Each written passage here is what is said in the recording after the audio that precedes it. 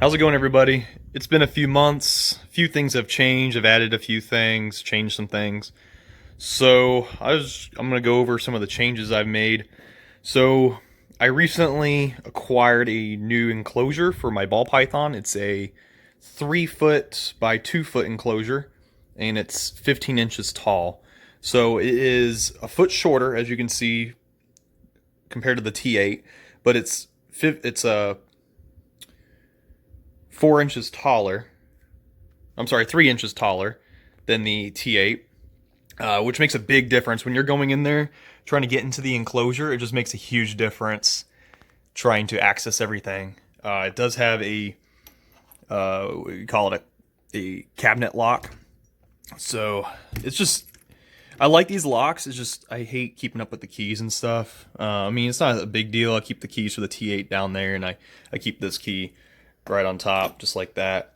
But it has acrylic sliding doors, which aren't my favorite. I don't like the acrylic. It scratches really easily. And this particular enclosure, they don't move as freely. I don't know if that has something to do with the acrylic. But yeah, this is my ball python. He's got a nice little hide box in there. This enclosure has a 80-watt Bavarian Electronics heat panel, and that came with the enclosure. It's really nice. Keeps the temperature nice and warm in here.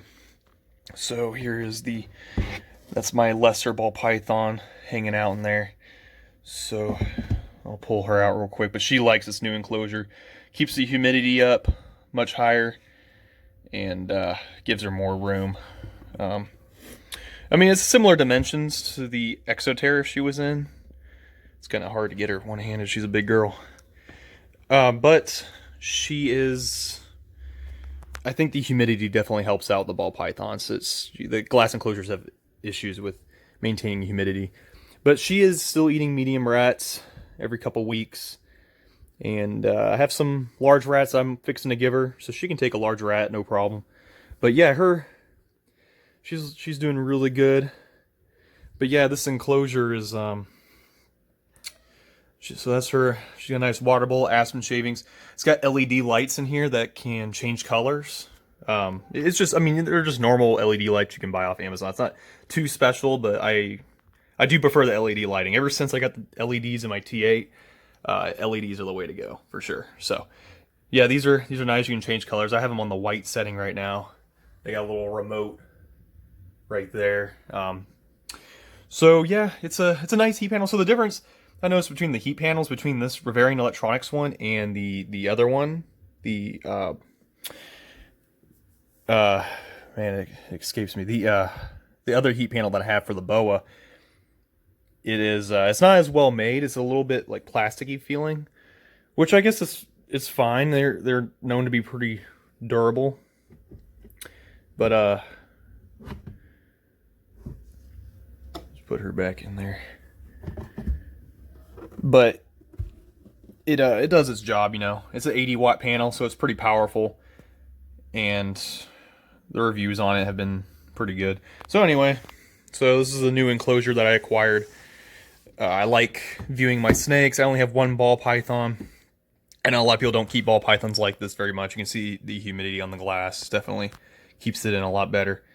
A lot of people keep ball pythons in rack systems and stuff, but I only have one, so yeah, I just put the key in just like that. So moving on down, here's the boa's new enclosure. I mean, it's the same enclosure, but I got him a new hide box, one of those official ones. I do prefer the glass sliding doors. The glass sliding doors are so much better than the acrylic. They slide more freely, and they don't scratch as easily. So, yep, there he is.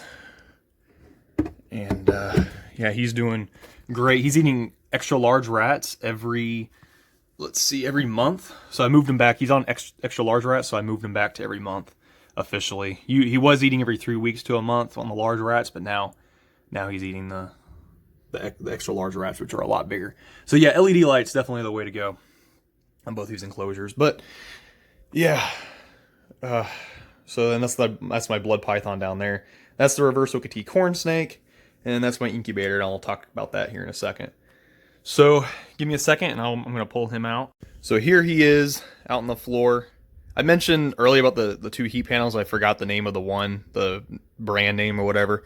It's called a Pro Products heat panel. That one's a lot better made than the Vivarian Electronics one. It's just a better panel. So I just wanted to clarify that since I forgot the name. But anyway, yeah, he's doing really, really well.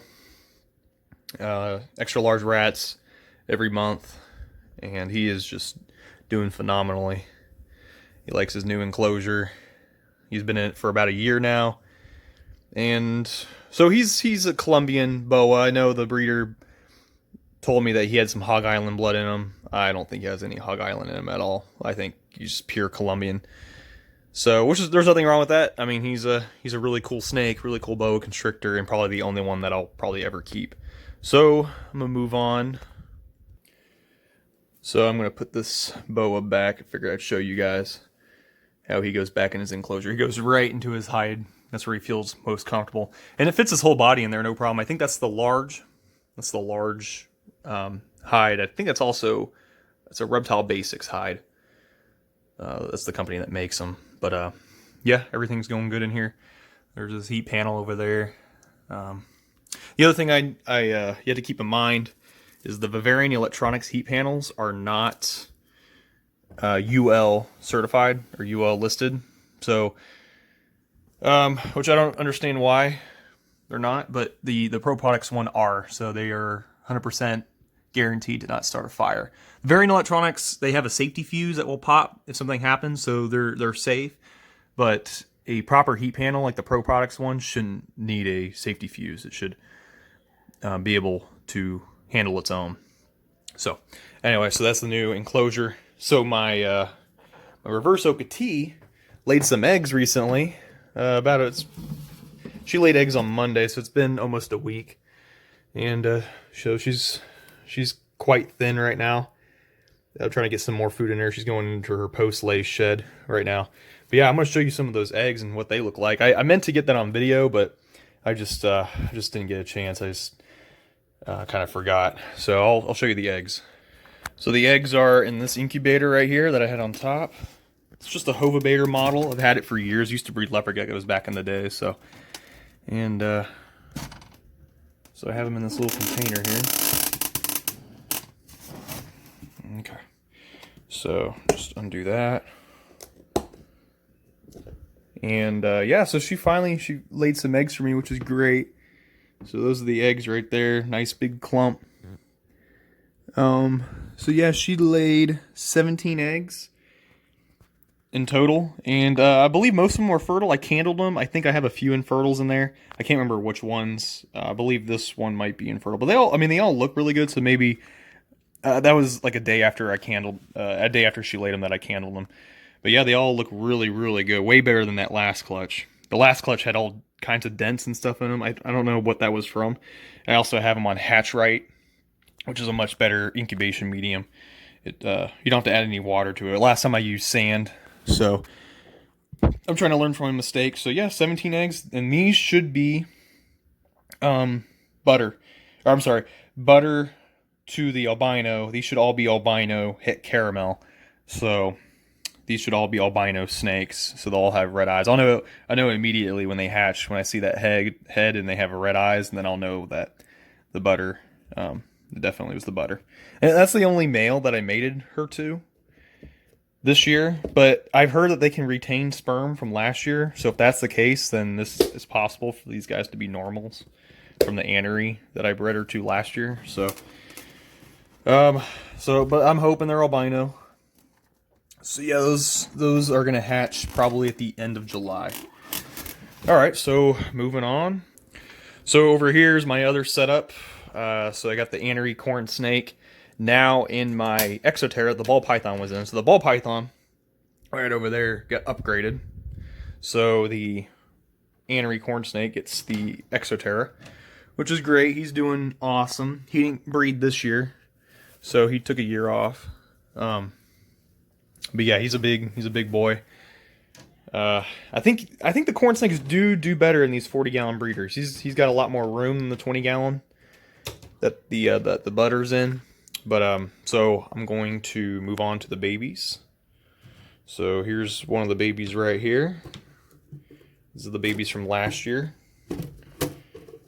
And let's see.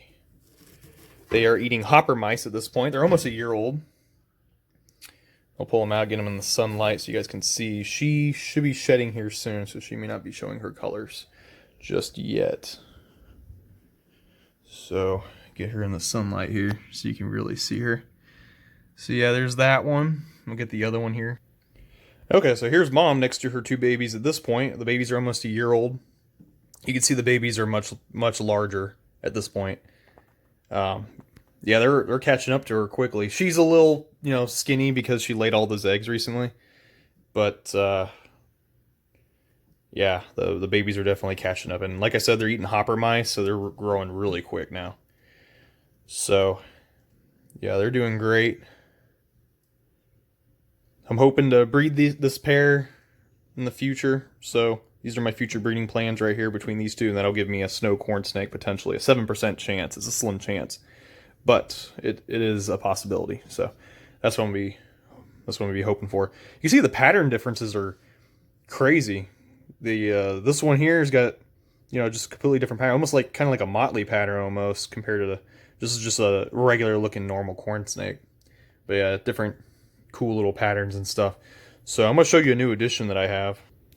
So here's my new addition. Those are the two babies. My new addition is not a reptile. It's something pretty cool. I had a friend that couldn't take care of him anymore, so I took him in. And he is an Australian white tree frog. And I got the whole setup, everything that came with them. I got the little light. So here he is right here.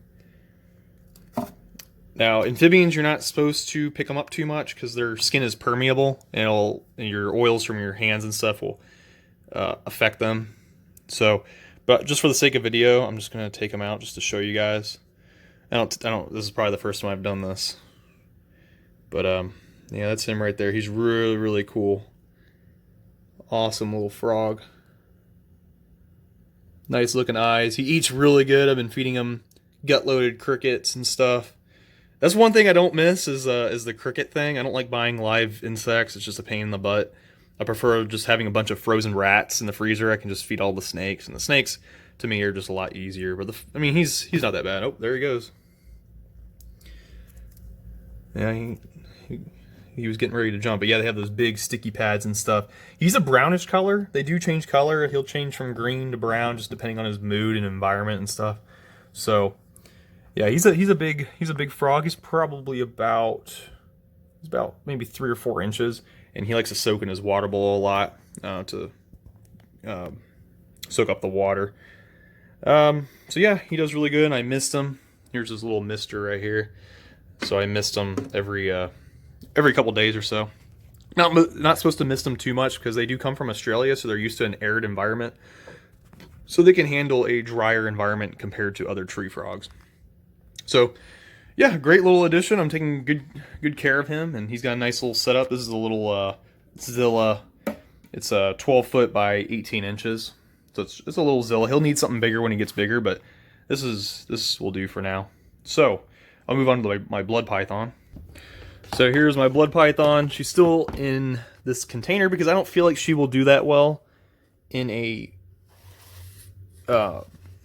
vision type cage. So I'm gonna get her out here. Just because she's it would be difficult to get her out.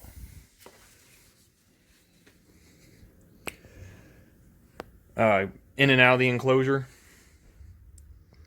So, and she does better in the bins. It makes her feel more secure, and so yeah, she still gives me attitude. Still, she's a blood python. That's just how they are. Sometimes they can be puppy dog tame. Sometimes they're okay from time to time. She's okay right now.